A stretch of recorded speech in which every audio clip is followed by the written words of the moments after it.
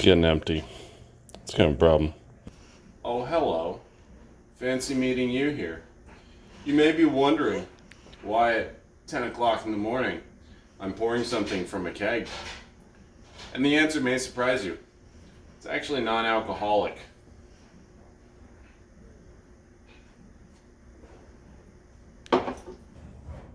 Hope you guys liked our little intro thing. I'm Austin. I'm Jessica. This is Gaming as Adults. And I have a new toy. This little guy. This is a 1.5 gallon. I made a mess on the floor. Anyways, this is a 1.5 gallon mini keg by someone.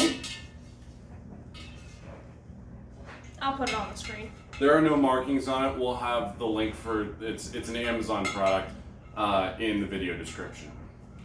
What makes this one particularly interesting is that we can actually brew in it. In order to brew in a keg of any kind, brewing under any kind of pressure, you need a regulating dial, just of sorts.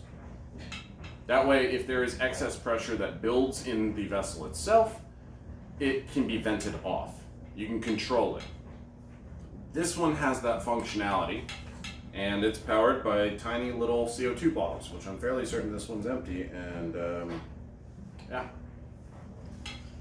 I'm not gonna open it right now. She's afraid of it. But yeah, and it's even got like a little spout. I'm not afraid of it, it's just loud. She's afraid of it. I'm not afraid of it. She's afraid of it, and it's loud. So, what I have in there right now is a strawberry seltzer water. I made a strawberry seltzer water just to see if it held pressure, basically. Brewing under pressure has benefits that you speed up the process.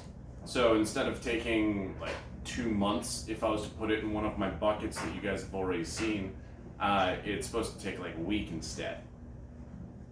So now we need to see, am I actually able to brew under pressure? Because the entire idea here is we want to get back to things that should not be brewed, but what happens if you actually brew it? But first we need a trial run. But first we need a trial run to see if I can do it. Now we know that the equipment works. Now we need to know if I works. So what are we doing? We are making a fast batch of banana mead. But we're going to do things a little bit differently. Now, on that note, I did have a question. I have 2 kinds of yeast here. I have, both of them are Lalvin. One of them is 71B, and then the other one is EC1118. Now, for you, 71B is the fruit one. Okay. And then 118 is the champagne one. Let's go with the fruit one. The fruit one. That's what I need to know.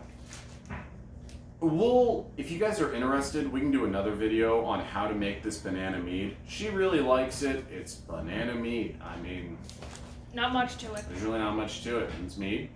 It's got bananas. That's it. The difference here is in the original batch, I made it with 118, 1118, and it was very, very carbonated under pressure. These are both wine yeasts, in case you were wondering. Yeah, let's get stepping. Let's do it. Okay, now that you can't really see our heads at all. Put the banana in the pot. Yeah? Yeah. Put the banana in the pot.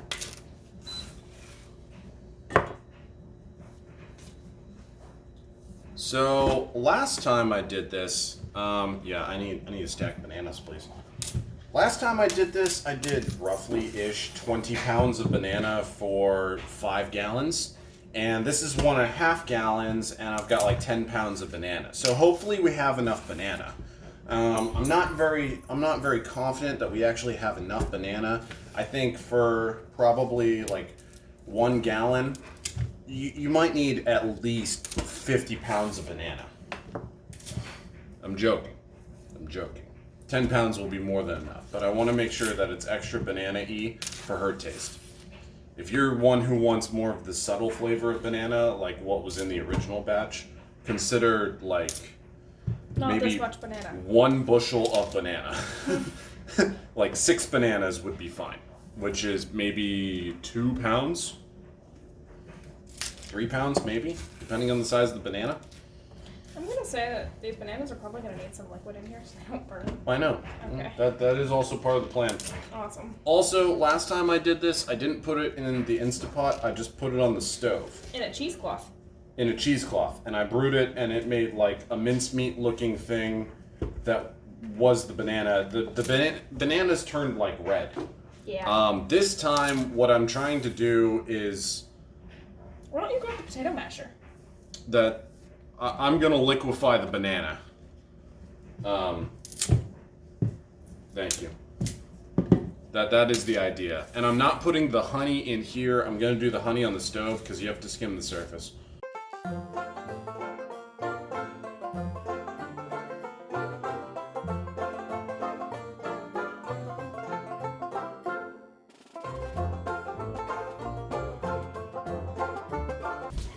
And I'm adding water. I feel like it's necessary. So that's like ish a half gallon of water.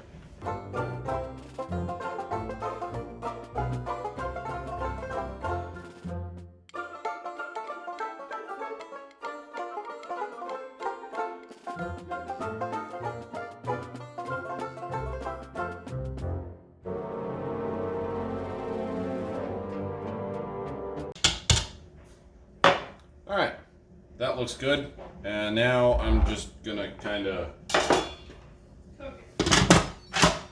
cook the bananas and try to get them into a mush.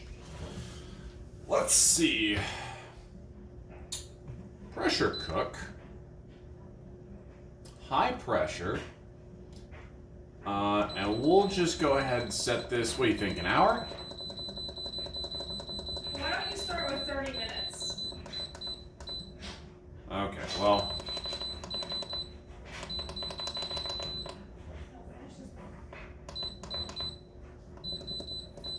35 minutes it is.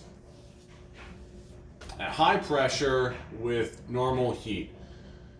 There's nothing that I've seen that has high heat.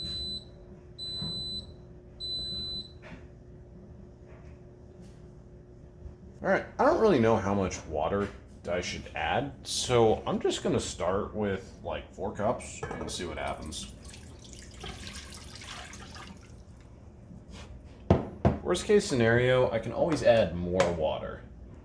Pump that to high heat.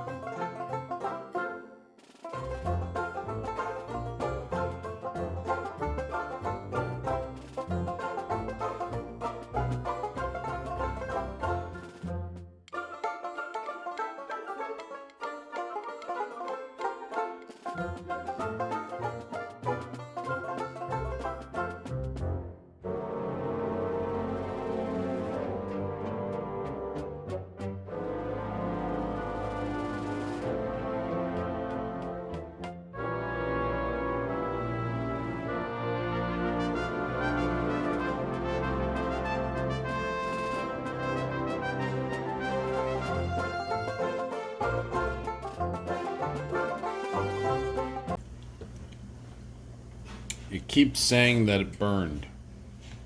But honestly, I don't even think like that would be a bad thing. So that's a thing. So I'm just kind of scraping the bottom here. Because I mean, it's just banana and water. Can't be that bad if it burns. It just means we'll have candied banana something. So, let's try one more time.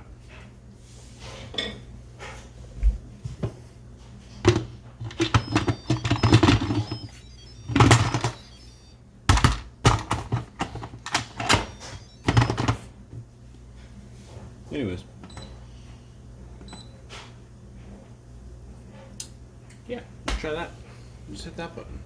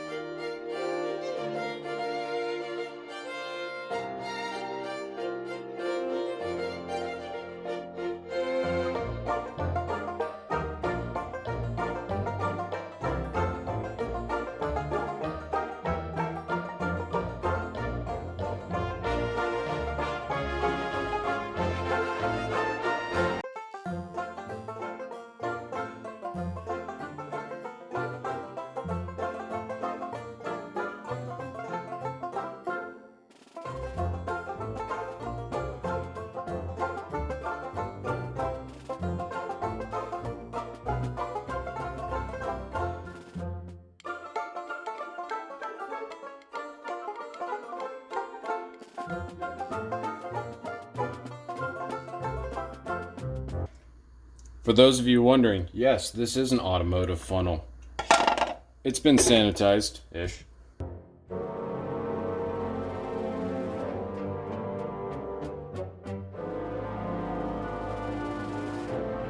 CO2!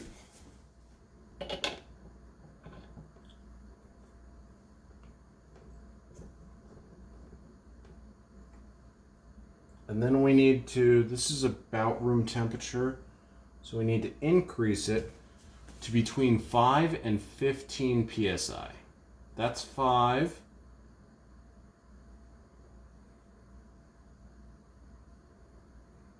I'd leave it at 10, that way it has wiggle room. That's what I'm doing. Okay, well that's like 12. That works. So yeah, you can see the little dial right there, and it's up, so it shouldn't be giving off any... I'm fairly certain that if I pull this, it should not release. However, Let's not try it. Let's not try it because I'm not 100% certain. So now this just kind of goes over there and we leave it alone. So I discovered something crazy while we were juicing it. Here, try this.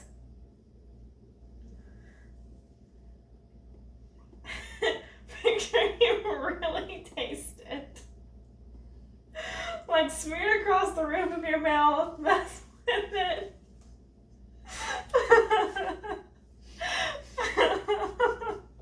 What does it taste like?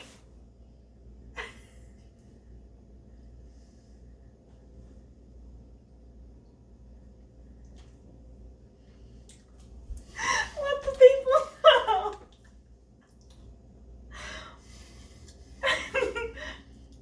Is there a flavor? That was nasty. There's no flavor. It vaguely resembles a banana. She gave me a lot too. There's no flavor in it. None. I'm considering adoption now. I want you to know that. That was not nice.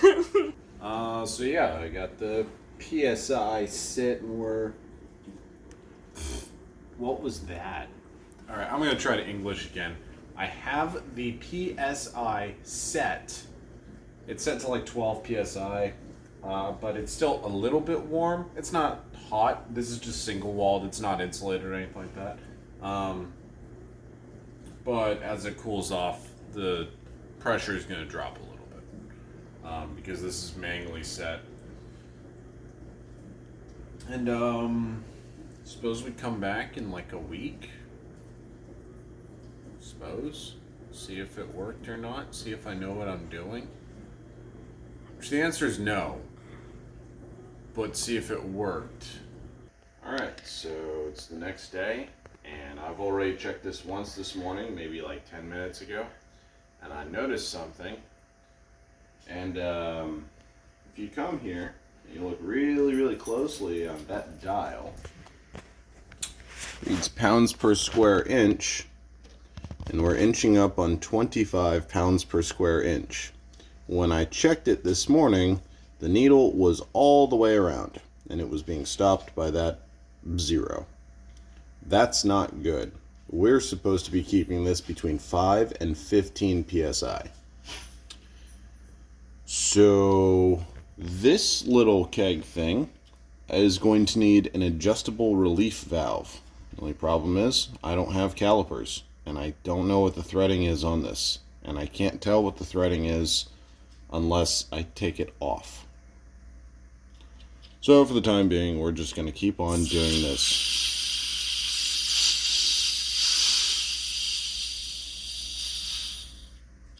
A little more.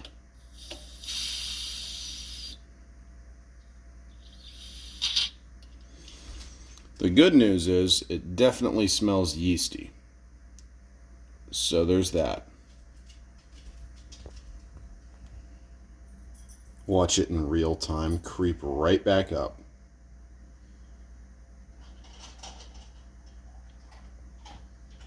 Yikes.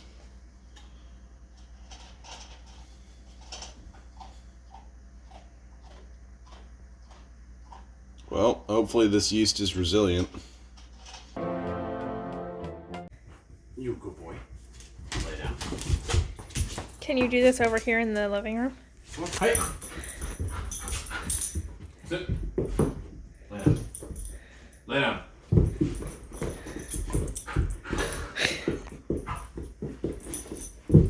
Roll over. Lay down. Roll over. Roll over. There you go. You're gonna have to put it down. He won't take it. I want him to lick the outside a little bit. Yeah, he's doing a great job doing that. It's hollow and filled with peanut butter. And then just a little bit of his kibble on top so that the peanut butter doesn't get all over the carpet. But that's usually what we do. And he loves it. It'll keep him occupied for about 10 minutes. How long has it been? About 2 weeks. 2 weeks. And this is supposed to take A week. 1 week. We had some problems with the pressurization. So. Let's talk about what we have learned about this equipment. I don't remember who makes this. I probably said it earlier. There's probably a link somewhere. This mini keg, supposedly because you can control the pressure on it, and it has an actual pressure relief valve, you can brew in it. I will say it is. There are problems with our recipe, but then there's also just problems with the equipment. We'll talk about the recipe a little bit later. But all in all, I think this is a perfect storm for a bad experience. This is the pressure relief valve. Yeah, they can't see this. That is the pressure relief valve. When this center plunger moves outwards, it releases the pressure. You're supposed to be able to statically set these and monitor it on the gauge, and the combination of the two, when the pressure gets to a certain point, it will automatically discharge the excess pressure. This is very important for fermentation because if you don't, then there's the potential that your stainless steel keg can contain too much pressure, and that is called an explosion. But to be fair, both the gauge and the valve are both shit. And that brings us to our second point. This gauge is trash. This gauge is awful. Yes, it measures something, but does it measure it accurately? Probably not. Not very well, no. This gauge is trash. It only goes up to about 30-ish PSI, but our problem is that there was too much sugar and the pressure relief was getting stuck and it wouldn't unstuck and the gauge was not being accurate. So I know that you're supposed to keep the pressure between 5 and 15 PSI during fermentation. I kept mine at about 25 because that's when the red starts. That's much more doable because if I was to back this out and keep it between 5 and 15 PSI, then the actual plunger mechanism that releases the pressure would fall out. And so one morning I woke up and there was just no pressure relief valve in my mini keg. It was on the floor across It was the room. on the floor. So Probably played with by a cat. So there's that. So if you're going to get one of these and you want to be a little bit more serious about it, I would recommend replacing the dial or replacing the gauge and replacing the pressure relief valve. From my very, very brief Amazon research, they're each about $30. I could be wrong on that. I could be totally wrong. But these also aren't standard 1 1/4. I think one of them's like 1/8, and weird sizes, and I don't know what they are. Let's talk about the booze. The recipe. So I messed up. I didn't know that there was different kinds of mead, and I just kind of gave the green light to put way, way too much honey in it. The last time we did a banana mead, we put 10 pounds for 10 gallons. It was either 10 pounds for 10 gallons or 20 pounds for 10 gallons. But ultimately what ended up happening is we had way too much honey. It was too thick. It was like drinking a nectar, legitimately. And so we ended up cutting it from 5 gallons to 10 gallons and then setting up the fermentation again. In this instance, we put 5 pounds for 1 gallon. So having not learned our lesson from the first time, way too much. This is like, how much is too much? And we found out that 10 pounds for 10 gallons is too much. So 5 pounds for 1 gallon is excessive. Acceptable. Is what I was gonna say. So shall we try it? Why not? Okay, so this is kind of a weird angle. There's a little knobbly doohickey thing on the side here, and if you brew in it, then you want to set the pressure initially and then turn off. This is the CO2 supply. I have had the CO2 turned off for probably at least 12 days. So now what I'm gonna do, hopefully we don't die, is I'm gonna turn this shit all the way up. Because I don't know how much CO2 is actually left in this little tank, and I might actually need to replace it. You hear it? I do hear it. All right. And we have pressure. All right. Then we set this. This is the cutoff for the faucet itself. And so down is on, if I remember correctly. And now we see what happens. Oh my.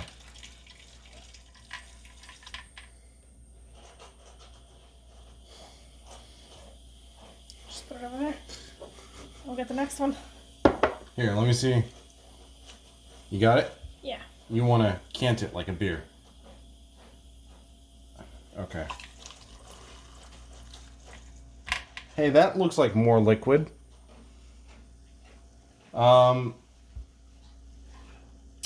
So... Do you want to grab a third glass? Yes. I'm going to grab a full glass, actually.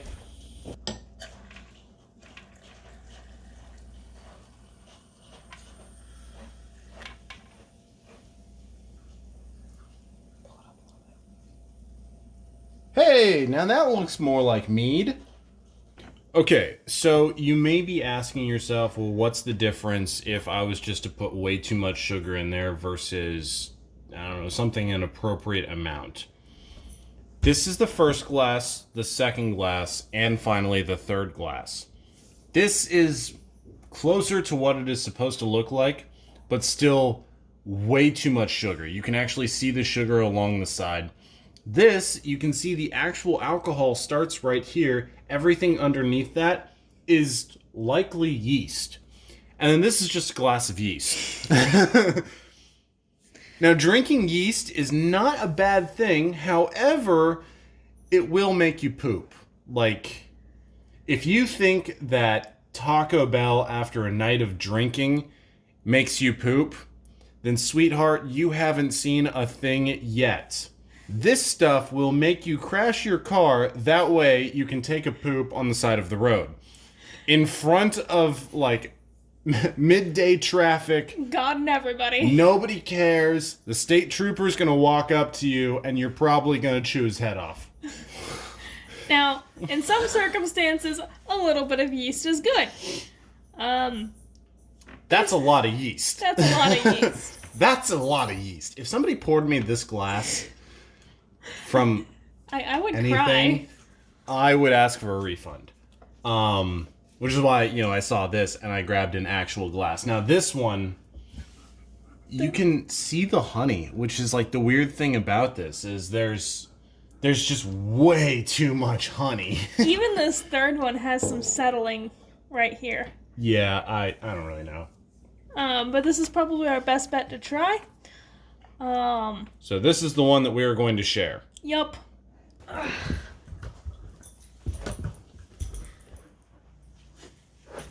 We've all heard of Please Excuse My Dear Aunt Sally. Please excuse Our dear dog, Potato. my sweetest potato nugget. More like please pardon Potato Nugget. He's very lovable, but he needs affection. Yes. But he's also not allowed on the couch, so I keep having to remove some feet. Okay, anyways, this. There's still quite a bit of yeast in that. Yeah. Well, on second thought, while we observe it, it may not be done. So, We're still gonna taste it. we're still gonna taste We're it. gonna taste it, we're gonna publish this video. This is a proof of concept, and basically, we messed up, alright? Yeah. We're just gonna move forward just like that. Yes. Is there a kitty in the kitchen? Okay, Good boy, Potato. Mrs., take a whiff.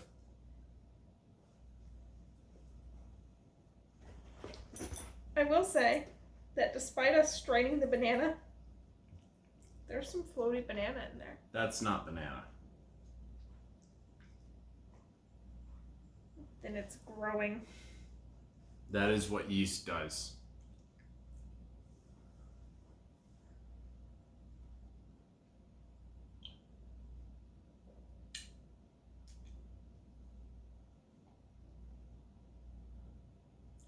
Is it alcoholic? Yes. However, I'm not sure what flavor it is. I think it might just be alcohol flavored.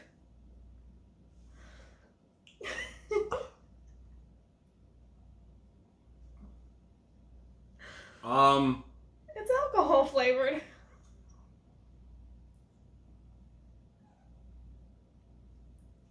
It's alcoholic. It is alcoholic. Wow. There's alcohol. There's not much else. There's a lot of honey flavor still. a lot of honey in it. It's not supposed to be cloudy like that. That means that the yeast is not done.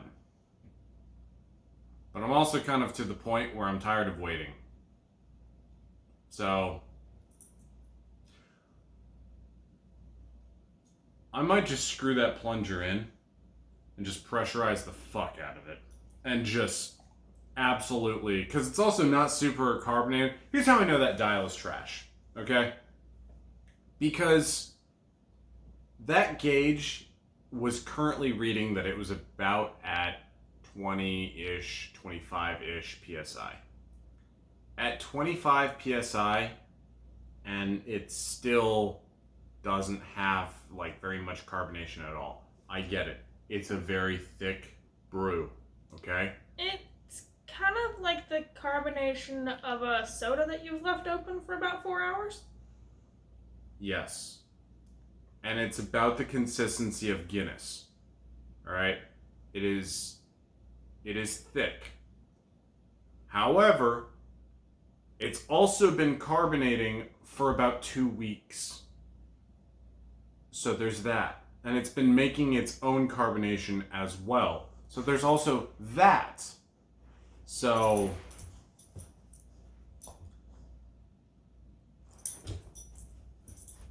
the pressure should help a lot of the yeast fall out.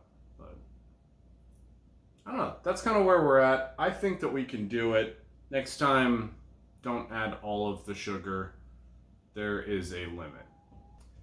All right. Well, I have to figure out how I'm gonna bottle this. Or if we're gonna wait a little bit. It's too much. Too much what? Too much. Not enough space. In the keg? Yes. We just took a good amount of liquid out. Right. Potato, you're thwacking the tripod. He's having a fun time doing it. If you guys could see his face. Okay, well, we need to get going now. This is the point where Midwesterners sit there and they just say "well" too many times. Well. But they say "well" with like a hard E. You go, well, I suppose, Better get you know, going. I best be, Best be going now. I suppose, well. Don't bite my toes. Oh yeah, bye. Bye.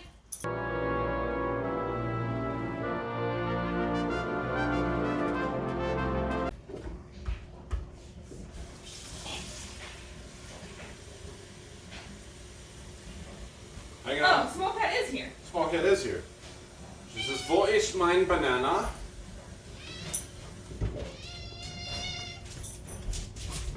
So... Hi, Potato. Thank you for thwacking the tripod. He's gonna... Oh, he missed it the second time. There you go. Alright. Have your arms up. Actually.